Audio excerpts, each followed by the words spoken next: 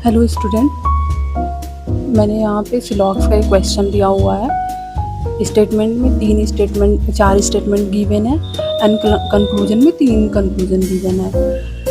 चलिए इस क्वेश्चन को समझते हैं कि किस तरीके से ये तीनों कंक्लूजन ट्रू हैं।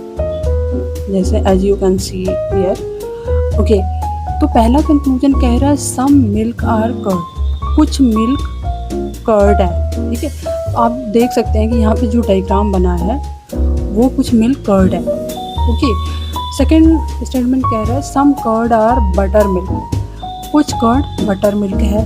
इस स्टेटमेंट का डायग्राम इस तरीके से बनता है। And all butter milk are butter. Okay, इस स्टेटमेंट का डायग्राम इस तरीके से बनता है। जो ऑल के पास एलिमेंट है वो छोटे वाले सर्कल में आएगा, जो ऑल से दूर एलिमेंट है वो बड़े वाले सर्कल में आएगा। Similarly no butter is a ghee, इसका डायग्राम कुछ इस तरीके से बनेगा। ठीक है, ओके। अब तीनों को, चारों स्टेटमेंट को मर्ज करके फाइनल डायग्राम कुछ इस तरीके से दिखता है।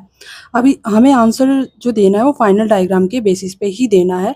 ये तो आपके सीखने के लिए मैंने यहाँ पे डायग्राम बना रखे हैं, लर्निंग पर्पज के लिए। ओके, कह रहा है नो बटर मिल्क इज घी, कोई भी बटर मिल्क घी नहीं है। ऑब्वियसली नहीं है, क्योंकि इस आप देख सकते हैं कि जो घी है वो रिस्ट्रिक्टेड एरिया है बटर से, और बटर के अंदर ही बटर मिल्क है। तो ऑब्वियसली जो बटर रिस्ट्रिक्टेड है और इसके अंदर बटर मिल्क है, तो ये तो नहीं होगा। ठीक है, तो ये ट्रू हो जाएगा। अब सम बटर आर कर्ड, अब कह रहे हैं कुछ बटर कर्ड है, डेफिनेटली है। As you can see here कि बटर का कुछ हिस्सा कर्ड है, सम पार्ट है, इतना कवर है। ओके, तो इसलिए ट्रू हो जाएगा। सम कर्ड आर नॉट घी, कुछ कर्ड घी नहीं है, डेफिनेटली नहीं है, क्योंकि ये पूरा का पूरा एरिया घी से रिस्ट्रिक्टेड है।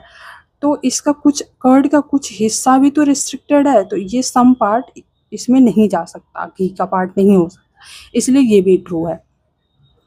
आई होप मैं इस क्वेश्चन को एक्सप्लेन करने में सक्षम रही हूँ। आपको इस वीडियो के थ्रू नॉलेज मिली है, कॉन्सेप्ट क्लियर हुआ है।